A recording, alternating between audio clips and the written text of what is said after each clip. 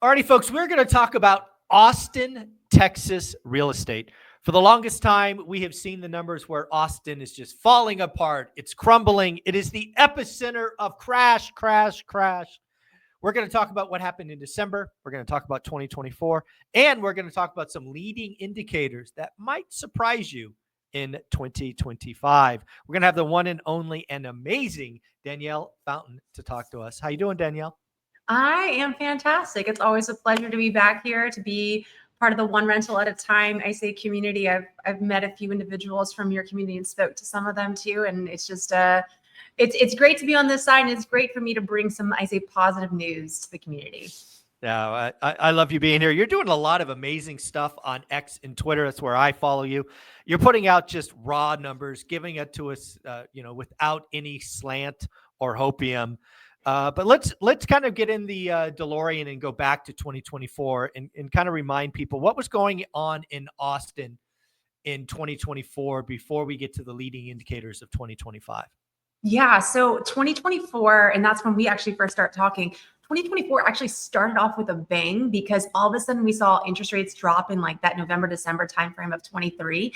And so we were tracking it and we were like, okay, this is great. We were seeing the number of pendings go up. We were seeing the supply not even keeping up with the number of pendings. And all of a sudden it came to a screeching halt. Was it April? Was it March or April when all of a sudden we hit that, we went back above that 7% threshold? It was brutal. And that goes back to, it was a gut. And I watched it happen.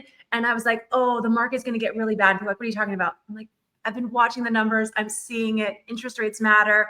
It's going to get bad. And sales slowed down drastically. So that's like across the board in Austin, sales slowed down. But here was the big thing.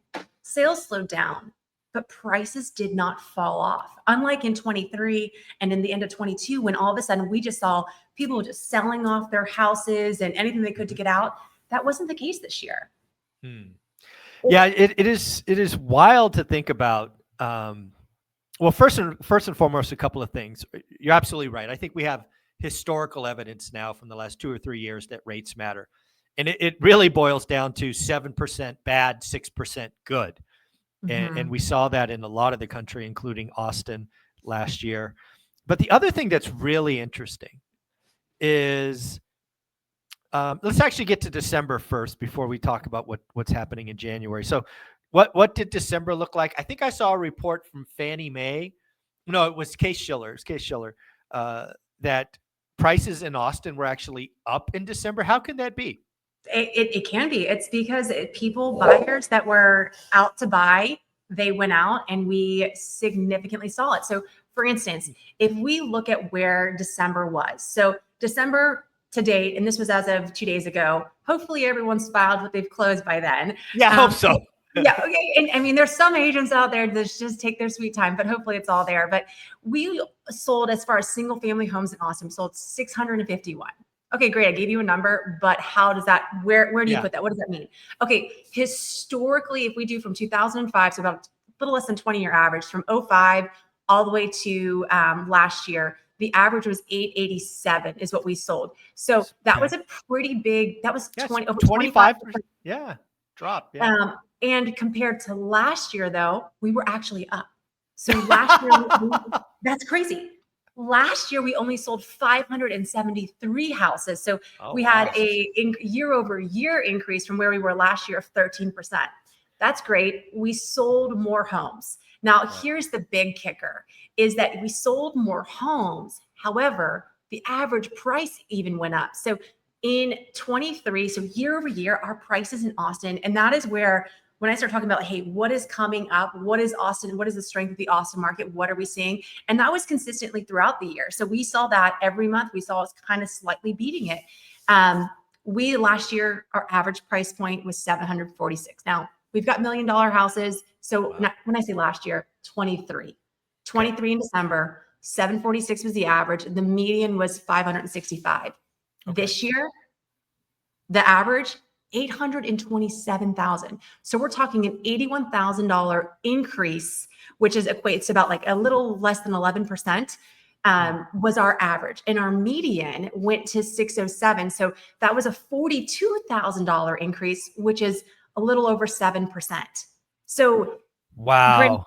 it's Austin's market has been crashing. We've seen it happen before, but to have those numbers come out, and the other thing that I think they put out there is the professional flippers and the mom and pop flippers and all those investors, they weren't here last year because no one could get loans on houses to get the repairs and do all that. And plus, people didn't really think Austin had the ability to go up. So we're not necessarily talking that, oh my gosh, prices skyrocketed because the quality of the houses are so much better.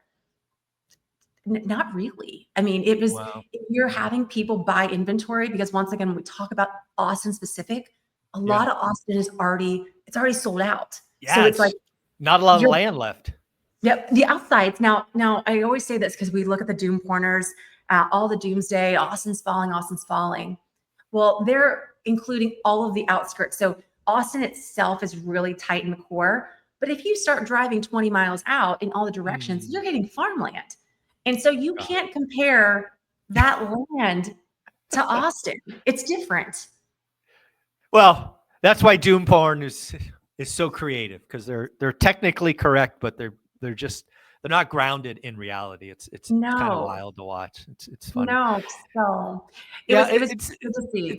it's something, you and I talked about this last time, and I want to hit it again. One of the reasons I think median and average are going up in cities like Austin is the inventory mix is different than historical. And the reason I say that is because we just don't have the move-up buyer.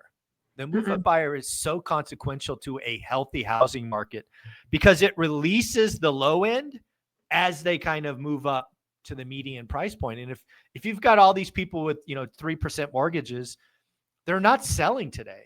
No. So is it still true that Austin is kind of very scarce low end inventory, but higher end product is coming? Yeah. And so that's one thing to think about too, because we go to the middle of this past year. So we were in July. At one point in July, we had like 3,600 units, which is huge for Austin. But a lot of them were aged inventory. So even looking at what we have now, we're just under 2,000. This week and last week alone is the new listings. 100 of them were aged listings, meaning they were just being brought back to the market. Wow. So yes, the inventory. And if we had the other thing that's happening with that 3,600 that we're at is the fact that those houses that were on the 3,600 that were hitting the market, had we been consuming, so had we been absorbing and selling at our same rate, we would be in a state of California where all of a sudden in California, it's just skyrocketing prices. We talked about year over year, or not year over year, but historically, we're 25% under the historical average for December. Let me tell you, that was the same for all of the months. So we had inventory, but it was because buyers weren't buying. So what inventory we have out there, it's not the same quality of like the new construction that you're seeing. We're gonna see some hit the market, and I think that I was talking to one of my homeowners who just bought a new construction house in Austin, so not in a big neighborhood. Essentially, tear down. They built a multi-million-dollar house, and she said that her builder, when he sold the house to her, it was last summer, so about a little less than a year ago. He said he wasn't making any profit on it. And then it wasn't until this past week, he said he's starting to build again. He's having people reach out for custom homes. He said he really hasn't built in a year and a half. And he goes, but it's coming back. And so I'm seeing that too. I'm seeing I've got someone who's I say professional flipper. She's an interior designer, does high-end stuff. And she now is going out and buying properties. So I think that's what we're going to see those people be added to the mix of like the primary home buyer. It's going to be wild because, again, I've been studying the consumer for well over 30 years now. And here's my prediction for 2025 is, earlier I said 7 bad, 6 good. But here's the reality I think that's coming for a lot of the country is consumers have short-term memories. And what's very quickly going to happen is people are going to think that 7% is now the average. Yep. And they're just going to start buying. Right. Yep. For the reason 7% was bad because our memories remembered 3%. But now we're getting to the point. It has been so long that some people don't remember 3; they remember 8. So Yep. 7 is better. Yep. And I think that's what's coming in. And if I'm right, we're going to start to see pending home sales and some other things kind of creep up as the flippers come back. I just talked to Ryan Pineda, who hadn't flipped a home in Vegas in well over a year and a half. He's going to start buying a house a week, right? So these professional people are coming back. Well, and then in your area, especially, unfortunately, and I say unfortunately, that the California fires, I was tracking where people are. So there's some really cool data out there that you can look from, even like realtor.com, that will show you where people in certain areas are looking. And so as soon as the fires happened too, I went in and I said, okay, well, where are these people looking? Because I was curious how much we'd see it in Austin. Are we going to see it? Yep. And actually it was places like Las Vegas, places like Utah, and places like Arizona are the places that are going to get hit the most. Yeah, there's definitely, I've already talked to some agents in Vegas, and I wouldn't say their phones are ringing off the hook just yet, but they have gotten, dozens of calls, and it's all kinds. It's some people looking just for, a 2-year rent, or, some people are looking, and again, these people are coming with money, right? Yes. They're looking for $1 million plus properties. Yep. And, because they probably were living in a $3 or $4 million property in the Palisades or whatnot. So there's definitely going to be some impact, some migration going forward, I think, for sure. So let's get to January. What happened or is happening in January in Austin, Texas? And are we going to be surprised? Let me say, the first 2 weeks, I probably would have been crying my eyes out too, because I've literally been tracking. So the other thing I do is I've been tracking week over week how many pending sales, nuts and bolts. And I did it since actually when rates dropped in September, we were selling like 123 houses going pending, because that's a leading indicator to sold. Yep. It was like 123. When rates dropped down and got to like that below 6, all of a sudden the next week it was like 137. Then it got all the way up. It kept going up, Our peak was 168 houses went pending the week prior to Thanksgiving. So great. And then we've topped off, we went down, interest rates went up again. The first week here in Austin, the first 2 weeks, it was kind of abysmal, but it's holiday season, people are getting back.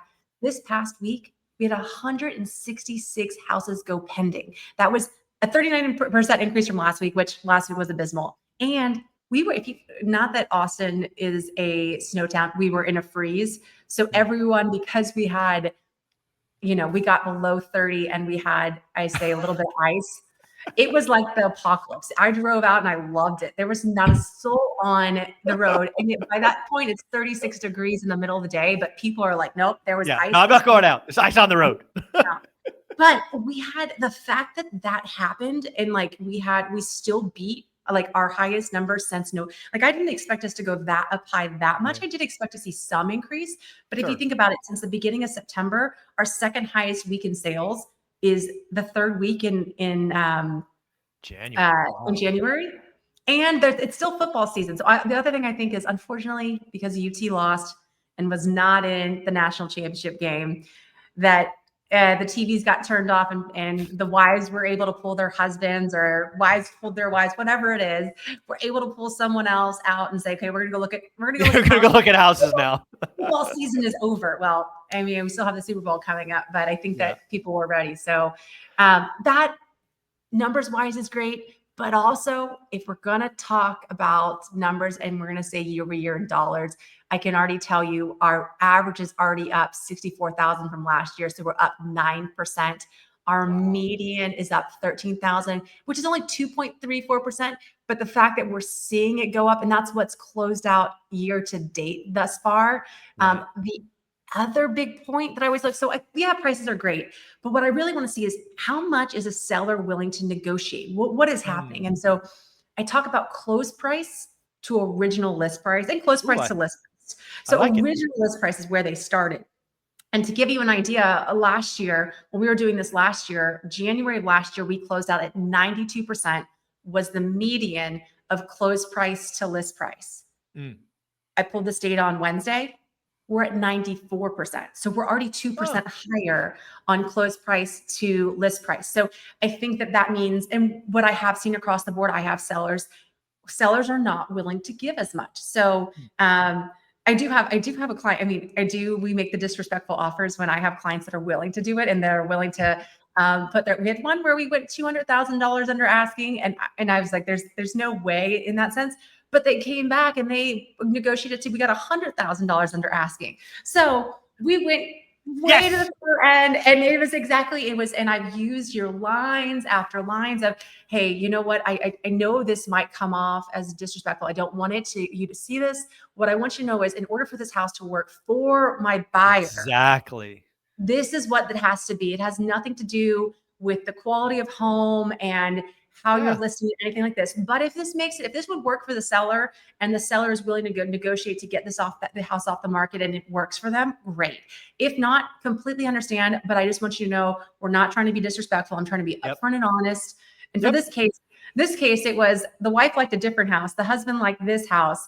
And this house, the husband said, well, would you like this house if we got it at this deal? Yeah. She said, okay, I'll go to that house if we get the deal. And we got the deal. Nice. Disrespectful offers for the win. I love it. I love that talk track. It's amazing. So it's really going to be fun to watch what happens, because again, I think what's going to happen is it's no longer going to be 6 is good, 7 is bad. It's going to be 7 is good, 8 is bad. I think that's where people are going to be in 2025. I do have a question about Austin real estate, because just in general, kind of seasonality, if you will. Yeah. Like when I talked to Beth Traverso in Seattle, she's like, Michael, come the second week of January, our spring selling season starts. I talked to people on the East Coast, and they're like, dude, we don't see spring till April 1st. Where is Austin in this historically? When do buyers start to really come out and you see the spring selling season? In droves, March. Literally towards the end of March is when, so we're seeing, but what I'm talking about now and what other agents are seeing, this is actually very reminiscent of 2020. So, no. And that's in the sense of, I took the clients this weekend, and we were looking at houses, and there was an open house, and there was someone already in the open house. I brought my clients in, we walked around, and before we were leaving, there was someone else coming in. And so that's also because the inventory has gone down so much. And it just depends on what price point. So hold on. This is for below 1.4 million. So if we're below the 1.4 million, when you get to luxury, it's a whole different game. Luxury, it's a whole different game, because there's such a highly saturated environment for luxury right now. But if you're below that, so what I'm saying is, we haven't started to see multiple offers. However, we have seen multiple views. So I had a client that's under contract now for his house. He's selling his house, and it was stone cold in end of November, December. And I kept saying, just be patient. I'm watching numbers. There's no reason to lower your price. Be patient, be patient. At the beginning of January, we were literally having 2 to 3 showings a week. And it's the point where we got an offer, and we were able to go back and say, like, hey, look, I already have a showing request. Here's what my seller is willing to do, but he's not going to take a disrespectful offer right now, just because he knows. And we were able to get them up. I think we got them up by like 4%, where it worked. But that's what I'm saying is, March is the season where typically we start seeing it heavy in March. And that is because, and that's when we typically see the most multiple offers, because our inventory doesn't typically go up until mid-April. So buyers come back first in March, and then mid-April is when we start seeing a lot of listings. And I think that goes into the school year, and people saying, okay, school's about to be over, I'm going to list my house. So I'm encouraging my sellers that, hey, if you're able to list your house, let's list it the soonest we can. So honestly, like March is kind of the sweet spot, because there's not a lot of inventory that you're competing against. As you get closer to June, really, that's like, I really push people, like, go early. June is typically when all of a sudden it kind of dies down every year. Right. Summer. Yeah. So it's going to be really interesting. I'm going to throw this out there, and I'll be watching your X feed to see if I'm right. I'm going to guess by the middle of February. So let's call February 15th. Okay. You're going to have a week where you did over 200 pendings, because I think what's going to happen, and if I'm right, we'll see it in pendings first, right? That leading indicator. Yep. Is I think people that have been shopping for homes for a while, they've been through the bidding wars, they've been through this, they're just tired, and they're going to go buy one. So I'm going to guess that you're going to see a wave of activity, and it maybe already started this week, right? With the jump to 166. You're going to just see those buyers just come in and go, I'm done. Buy a home. So we'll see. Well, and I think it's also getting sped up because people liked a house and people were waiting a month and a half to write an offer, 2, 3 weeks to write an offer. And so now they're seeing the houses that they looked at go. And so it creates this like sense of urgency, like, oh shoot, Exactly. I need to act now because the houses that I liked, I had 6 houses I liked, 3 of them went under contract. Oh no, here's where I'm going. And so I think that's going to perpetuate. So I think it's almost like a self-fulfilling prophecy. Yep, Like we say it's going to exactly. happen, It but absolutely is. it's the buyers are also going to see it, and then you're going to see agents go, oh my gosh, and like put It's this out there. consumer behavior 101, Mhm. right? It- It's predictable. exactly. I mean, the fact that we're already seeing it's happened, and this goes back to your rates is, so if we looked at the 30-year historical average, I think it's like 7.73% is like what the Something. 30-year over 30 years, or no, not 30 years, since they started keeping track of the 30-year mortgage. It's like a Right. 7.73 or 7.7 something is where the average is. So I always tell people like, hey, look, it's been worse. This is kind of where we are. And it's about what price point you want. And Yeah. I am not date the rate, marry the house. I am, can you carry it with this Yeah. rate? If it doesn't change, are you okay? Yeah, And exactly. that's where that's kind of where we are with a lot of buyers. And so my one's buying right now. I just told you this. I had if we go to everyone that has a interest rate right now, I've got 3 buyers. They're all under contract. All of them are first time home buyers. All of them have rates between a 6.75 and 7, and Nice. all of them are like, hey, look, I know my rate's a little bit high. I'm locking in because I have a feeling that the market is going to get Yeah. bad. And so I want to get in now with this Right. price, regardless of the rate. No, I love that. Well, I'd be remiss if we didn't talk about luxury. I always say luxury is 2x the median, which puts it at Austin around what, 1.4, 1.5, something like that. Yeah, you're right around. So 1 point, if we go back based on what is selling, that's anything over like 1.2. Okay. If we go based on like what the list median is, yeah, you're going to get higher to like the 1.4 Yeah. times. So luxury, it's out there, but luxury. Big thing with luxury right now is they're still selling like their closed price to original list price. Their average is like 87%. Yeah, this is exactly what I tell people all the time. If in today's market, if you're lucky enough to be Mhm. shopping for a luxury home, don't Mhm. you dare pay anything close to list price. What are you Nope. freaking doing? Don't do that. And that's the thing is that majority of people, they are willing to negotiate. Very rarely are you finding someone that's not. Even like the high end builders that are just on the outskirts of Austin. I posted the other week and it went like viral for me. A post that goes to like 35,000. That's viral for me. Nice. And it was showing a luxury builder and they were dropping anywhere from 6 to Oh, I 12%. remember this. I remember that post. I saw Yeah. that. And, Yeah. and that's not even a high end luxury. That was still at like a 1.1 million. So not even Mm. above that. But what I tell people too is if you're looking at new construction and that's what they're advertising, they'll still give more. I So even know. I wish people understood that. You don't have to pay list price, people, even on a new construction. no, you don't. Like new construction, you can negotiate with them. But let me tell you, if you go and you don't know that, they won't. And maybe that's sometimes why it's good to also have an agent. It just depends on what you are and what you're doing. I Yeah. get some people don't want to have an agent. I don't push anyone to have an agent. Yeah. For me, I can just say with my buyers, it's very beneficial because I can kind of Yeah. see I pull data. And so I'm like, okay, this home builder, they say they can't negotiate. And then I'll pull all their stats that I can see online. And Right. I'll say, well, what about this house? What about this house? What about this Yeah. house? You were able to go down. What's different? What gives? And then Yeah. typically you can get You stuff. just, yeah. Again, I'm sitting in a home recording this that I got $130,000 off. This from a new builder. $130,000 off. I got 0 lot premium, and the lot premium was somewhere between 50 and 125 grand. I got it for 0. I got Yeah. all the upgrades because basically somebody bought it and then canceled. And Oh, I got 30-year money below 5%. And I got $10,000 in closing costs. they're giving it Builders will away. negotiate. They Yep. will. They Yeah. will because at the end of the and so if you look at like the times that they a lot of time almost like car salesmen, when it gets to like the end of the quarter, end of the month and end of the quarter are kind of like your Yeah. bigger, like, hey, let's hit on those areas. But I mean, they're not shy about it at all. No.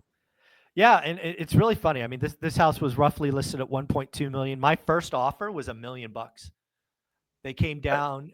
They came down to like 1.1, I think, and I went back at $1.05 million, and Yep. then they agreed. It was done in 3 hours. They Like, have to. When I yeah, say they have to, is like they're stuck without buyers right now. And so you yeah, just get yeah. what you're And putting the out. beauty of this is I bought this when rates were 8%.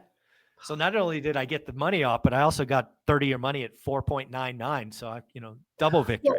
that is okay. So that is actually something I have another buyer that we're working with right now, and we're looking at existing homes, and then we're also looking at there's new construction. And so Sure.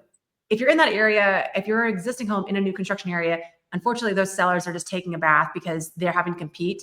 But at the Yep. same time, I have got buyers that wait, okay, let's see if we get this price, what does it do? And then this Yeah. goes back to me saying like, don't date the rate, you just have Yeah. the rate. They'll look at this at the new construction and say, okay, well, what is the rate? Like new constructions, they're giving you like a 5.99. You're getting below 6. Some of them are Yeah. 4.99, just depending on what it is. And so for them, sometimes it makes sense for individuals to say, okay, maybe it's a Yeah. little bit more expensive than the resale home, but now I'm getting a warranty. Yeah. Now no one else has lived in it. I'm getting my rates a little bit lower. Does this make sense for my family? And that's where you just kind of weigh to see. This is why you have to work with an agent, in my opinion, because again, it's simply that math formula. Because again, when Olivia and I were shopping, we had no intention of buying a new home. No. We didn't think it was, I don't want to say feasible, but it didn't fit where we wanted Yeah. to be. And after we looked at, I don't know, probably 30 or 40 homes, I was gonna say, I and then bet you looked at a lot. oh, we did. We looked at a lot, and then we just found Olivia. Full credit to her. She found this, luxury builder up in the hills. She's like, let's just go look. Let's go look. Go check it out. And yeah, let's go check it out. And lo and behold, when it comes down to it, our payment's like $1,000 less than it would have been on an existing home. Mhm. So it's like, damn, honey, nice job. Yeah. Yeah. I mean, and they're all out there, and it's just if you know and you can look and you can find it, and people. I think it's going to be a very interesting year. I think people are Yeah, willing to pay the interest rate because people are locking in. It just depends. tired. They're They're just tired. tired.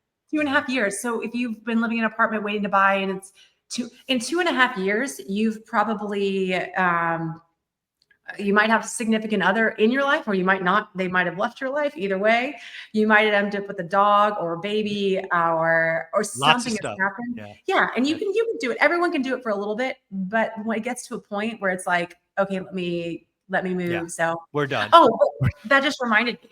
And so I'm curious. I put this out there. I have had other agents respond. So we Mm. talk about like the move up and move out buyers. Mhm. So my biggest buyers, and I'd be curious when you talk to other agents what they say. My biggest buyers that I'm having right now and sellers, grandparents.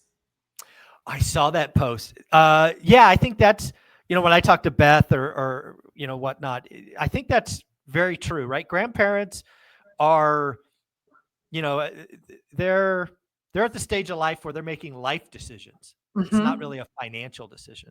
Yeah. And yeah, I think that's why housing never stops. Even when in 1981 or 82, when rates were 18%, life still happened.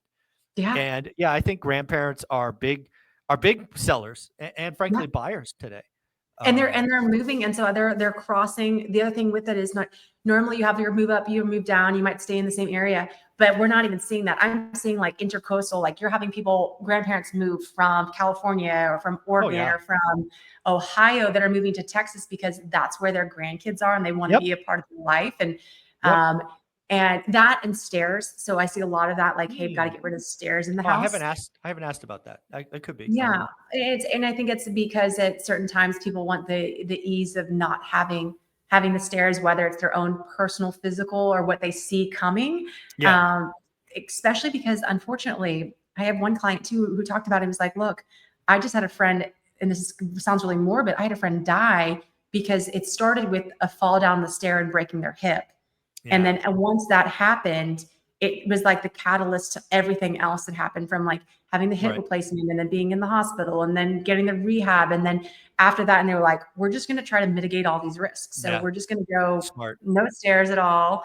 Um, And that's also a really interesting thing when it comes to the valuation of your home. So like when you're looking at the valuation and you're looking for comparables and you're looking like how saturated your market is or it's not, people tend to overlook this. If you have a single family home, a single story, take a look at that too, because single stories sometimes actually resell better than 2 stories in certain areas.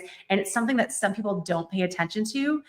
Or if you're buying, so here's some Danielle thoughts and wisdom from what I'm seeing. But if you're buying a house and you're buying a 2-story, I highly, highly, highly encourage all of my buyers to consider having a bedroom and bath on the first floor. Whether it's the primary or it's an additional. I said, if you have someone that comes to visit, they can't go up and down the stairs, you're stuck with that. They're stuck. And then the second thing is when it comes to resale, you have people that might have someone that needs the downstairs. And so it's just, how do you make your buyer pool as big as possible when you're selling your house? You actually need to look at when you're buying your house. And so that we talk about steep driveways. There's all these little things that you need to look at when purchasing your house, not just of, do I like my house now, but when you're buying your house now, I encourage you, if you are buying a house and you have an agent showing your house, the house that you love, before you put an offer and say, okay, if you were an agent for a buyer, for another buyer, what are some downfalls or there's things that are going to cause me to have trouble to sell it? Are you behind? Is there commercial behind you? Is it steep driveway? Is it the floor plan of the house? Have them tear it apart. And that's what I do. And I love my clients. I'm saying, I'm going to tear the house apart that you love, regardless of how great this house is, because I want you to know what obstacles may come up when you go to buy or sell the house later on. Love it. That's so amazing. Well, folks, you've got to do me a favor. Give her a follow on X or Twitter. But also, if you're looking to buy or sell in Austin, she is the place to go. Danielle, how can people follow you and reach out? So if you follow me on X, I'm at _1_realty. You can also look on Mike's. You'll probably see me commenting occasionally. You can also go to theonerealty.com, find me there. Or my name's Danielle at theonerealty.com for an email. So very, very simple. If you look at The One Realty, you're going to find me. Danielle, you're amazing. Keep it up. Your weekly updates are amazing. I read them each and every week. Thank you so much. Awesome. Bye. Bye.